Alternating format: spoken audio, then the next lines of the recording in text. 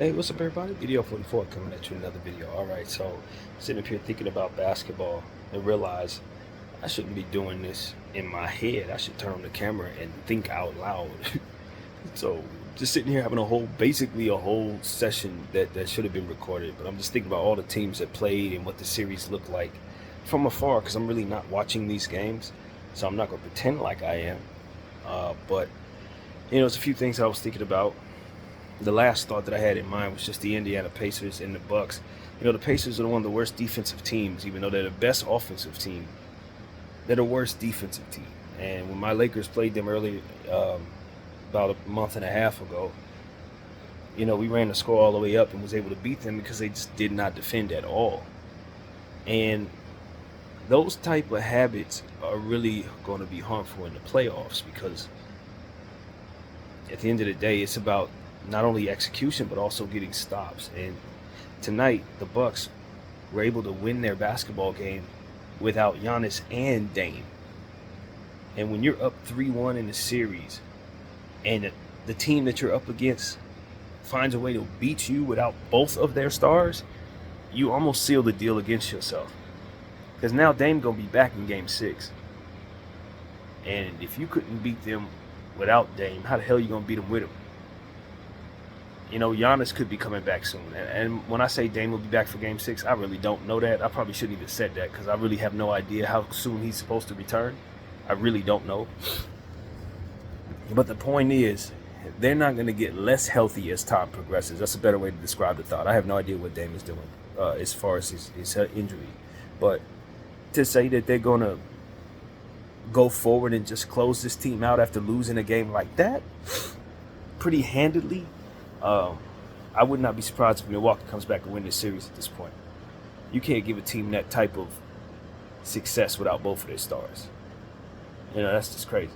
That's the level of defense that Indy is putting out there is not good enough to get them out of the first round. So if they don't tighten up, they won't lead in the series or no lead. Milwaukee will win 2 games and end this damn thing. So I'm really disappointed in Indiana. I don't know how the hell they even let that happen. I really don't. Patrick Beverly and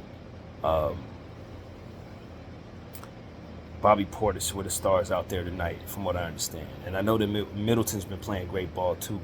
But to be fully healthy out there, with the exception, of course, of Mathurin, who's been out for half a season now, there's no excuse for the Indiana Pacers to have lost tonight's basketball game. None at all. So that's the first thing on my mind. The next thing I was thinking about was just the Orlando Magic and the Cleveland Cavaliers. No road team has yet to win a game in this series. Cleveland won the first 2, Orlando won the second 2, and then Cleveland won tonight in very slim margin. I didn't see no highlights. I don't know what happened. I just know they only won by 1. I said that series was going 7 Orlando. But a road team has to win at some point. Will it be Cleveland in Orlando for Game 6? I don't know. I'm not watching that series close enough to have an educated guess. But what I can say is I picked Orlando in 6, and when Orlando was home, they won those games rather easily. So maybe they can come back and win Game 6, and we'll see what happens. But, these type of things are very difficult to predict when you're not paying close enough attention, so I won't even pretend. Next thing on my mind was just the fact that the OKC Thunder wiped the floor clean with the New Orleans Pelicans a couple days ago, and are waiting for Clippers Dallas, who are tied. And Clippers Dallas, both of those teams, regardless of who comes out of that series, they're older teams. And you got a young gun team, fresh, waiting on you well before your series ends. I don't like that for either one of the Clippers or the Dallas Mavericks. Whoever comes out of this series, I think it's going to be having to deal with a very fresh, young team. And I just wonder if that's going to leave them at a disadvantage, or will the fact that they would have come out of a series a little more in rhythm work in their advantage. I'm probably leaning toward the former. I just talk about older Kyrie Irving, guys like Tim Hardaway Jr. They've been around the block for a little bit, man. And of course, the Clippers got nothing but vets. So it's like, I don't know. You do not want OKC to be sitting back waiting for almost a week with fresh legs, whatever little knick-knack injuries they may have, they healing up. These are young kids, man. And I don't know. I just feel like if you're the Clippers or the Mavericks, you want to win the next 2 games. You want to end this series as soon as possible. You do not want that thing to go 7 while OKC had swept that matchup. That's what comes to mind for me.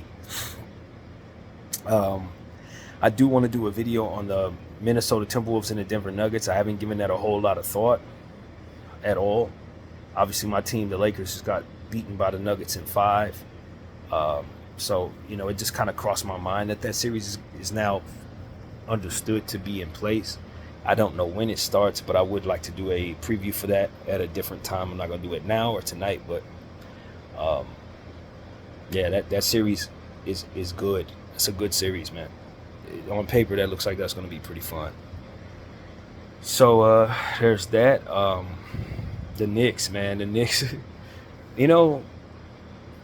Philadelphia, they're a prideful bunch.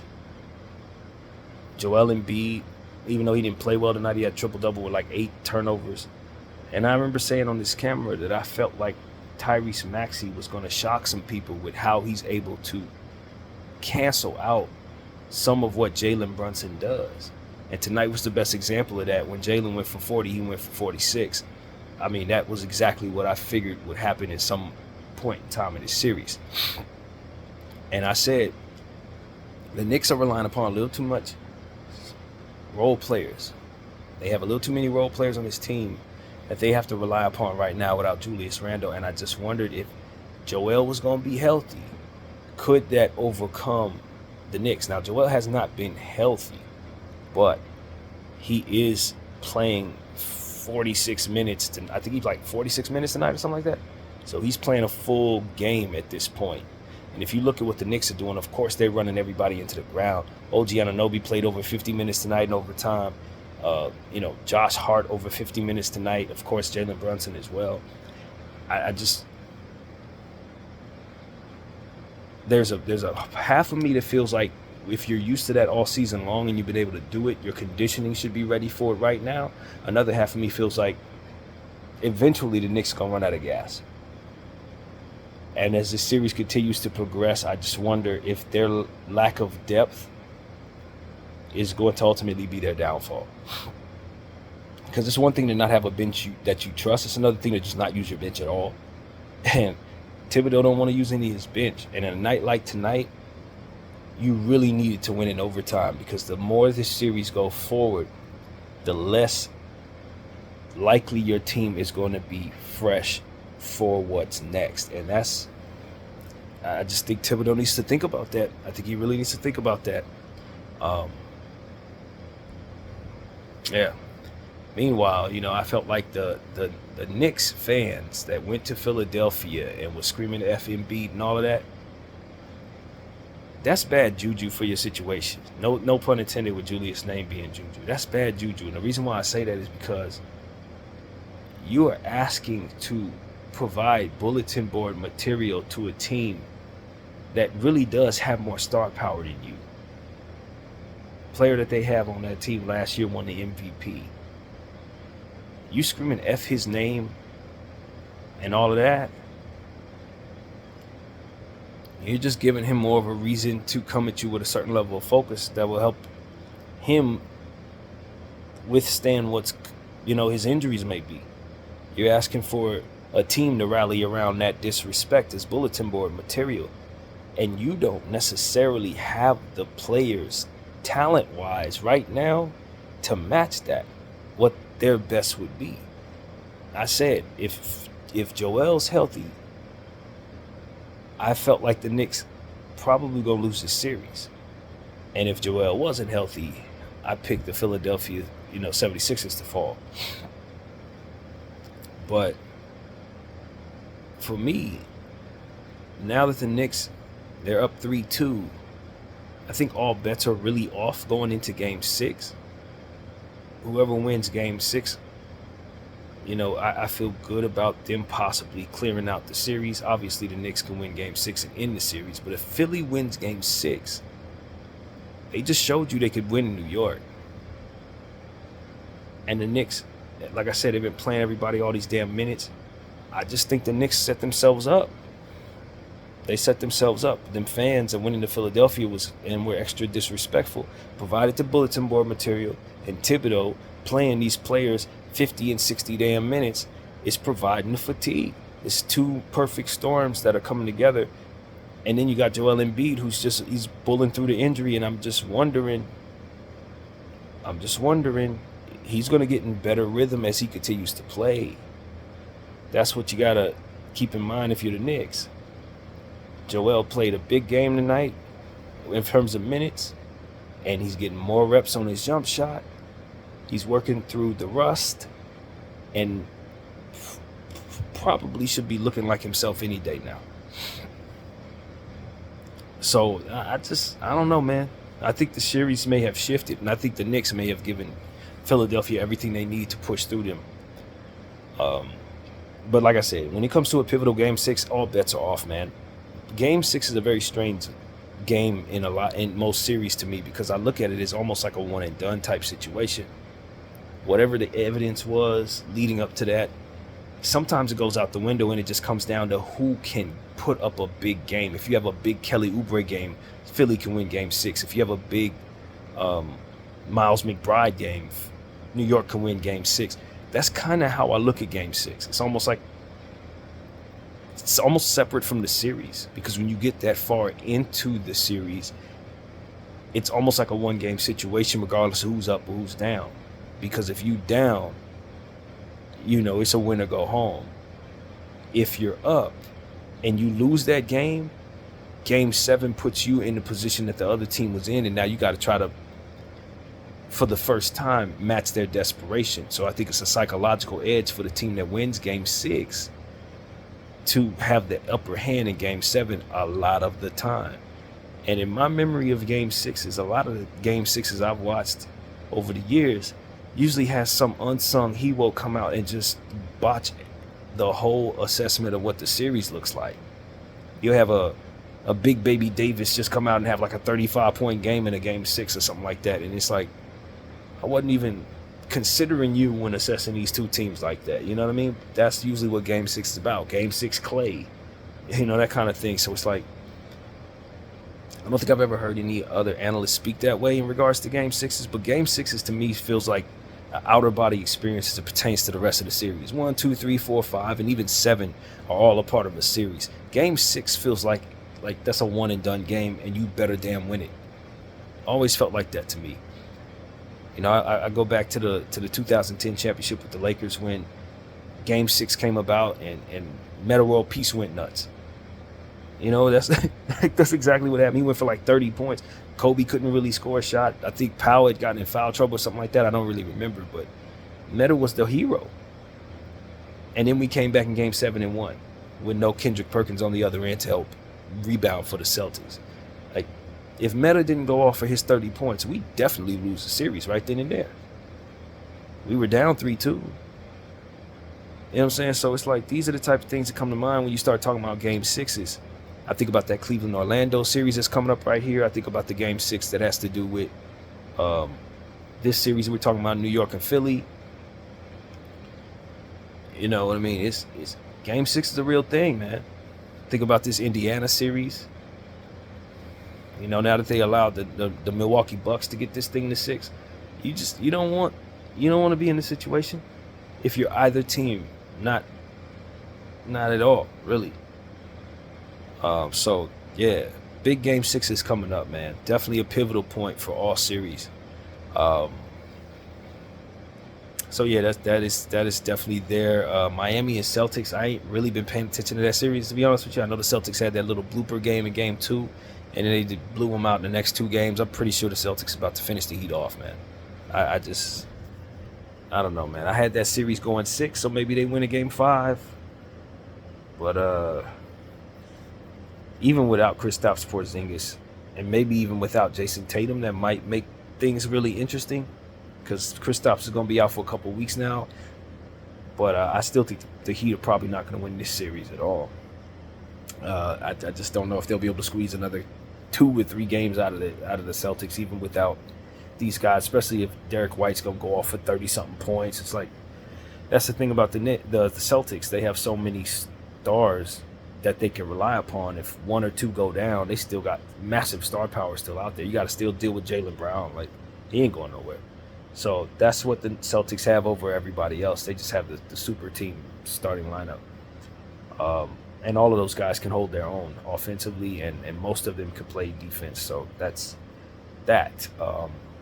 But I do think that the Celtics are in a little bit of trouble in the next series without the height of Kristaps Porzingis, especially if they have to go up against the Knicks or the Sixers. You're going to want Kristaps out there, and if he ain't going to be out there,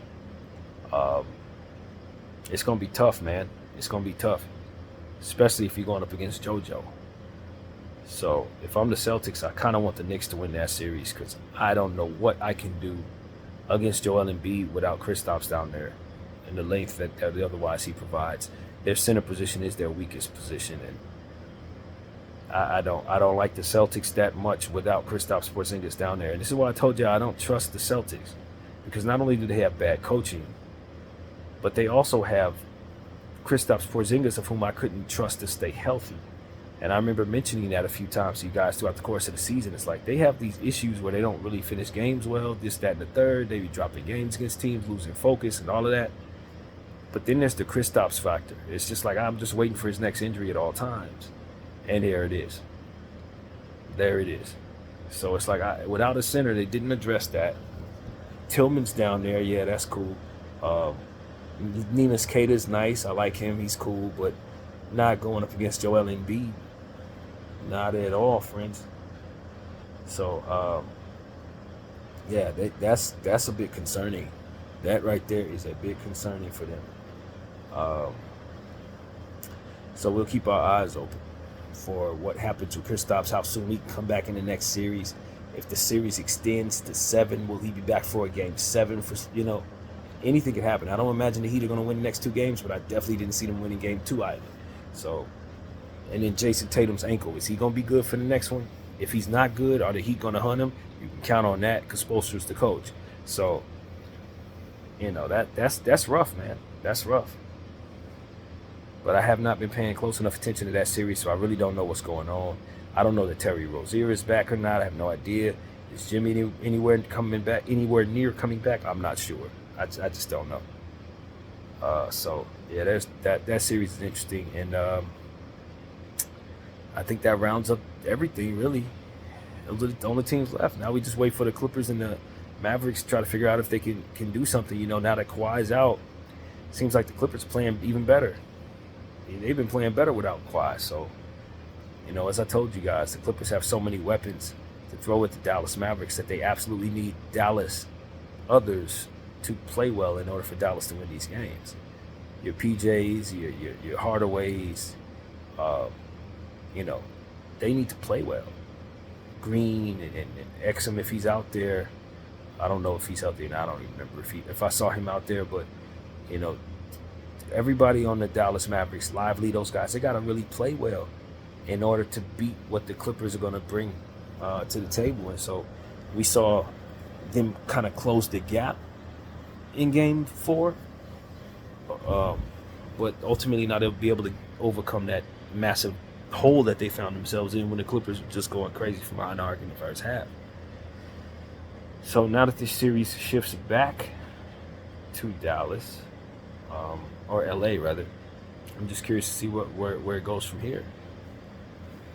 Got a pivotal game 5 that leads to a pivotal game 6, and I think both of these teams would be wise to try to get a stranglehold on this series right now.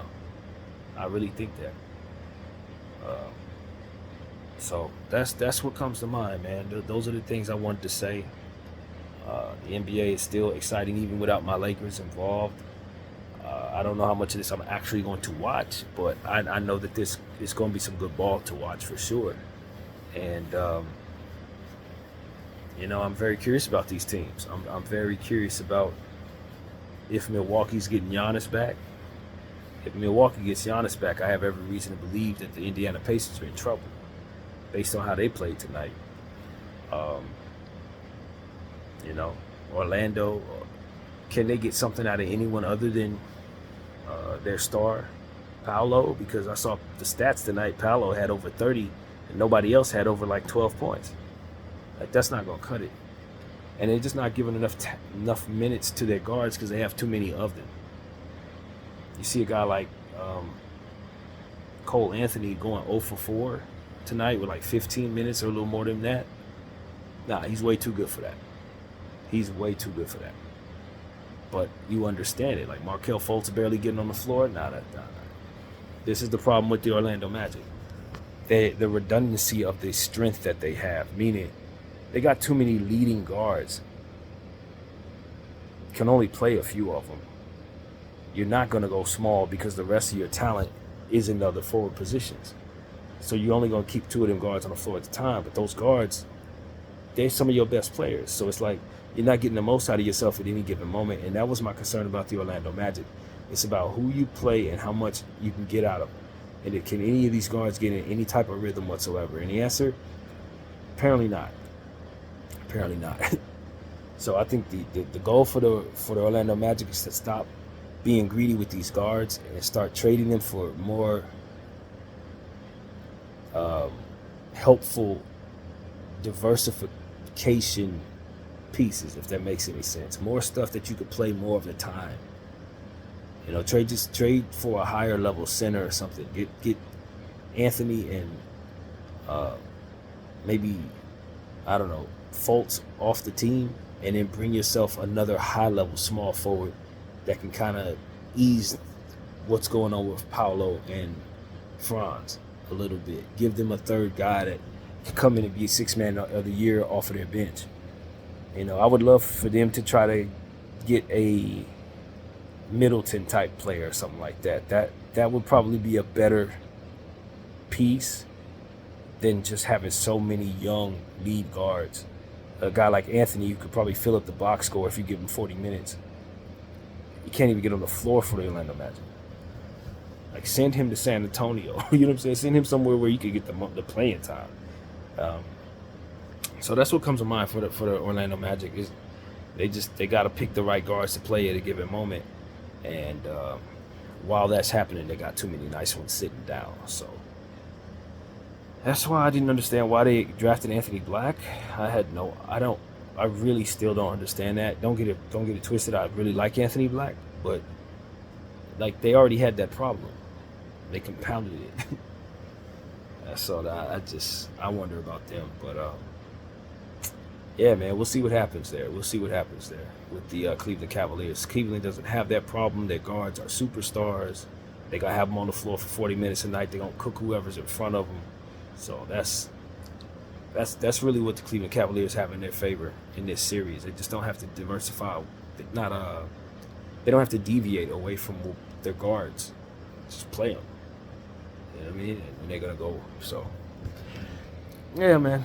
I did pick Orlando in 7, but I don't feel all that great about that. I just think that the Cleveland Cavaliers have played a little better than Orlando in that series at this point. It feels that way anyway.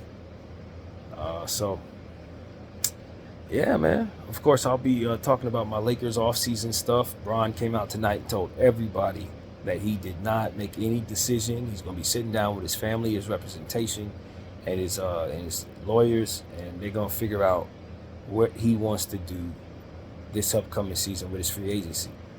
So all these reports about him being willing to sign a 2-year deal or whatever, none of that's real. It's all cap. He didn't say nothing, and he ain't made no decision. Salute to Kobe minute. So just want to put that out there for all my Laker fans who watch me here. All that stuff I said about Bron's future, none of that is solidified at this point. And that's straight from the horse's mouth. So that's pretty much what I got to say. My name is BDF44. I thank y'all for watching, and I'm out.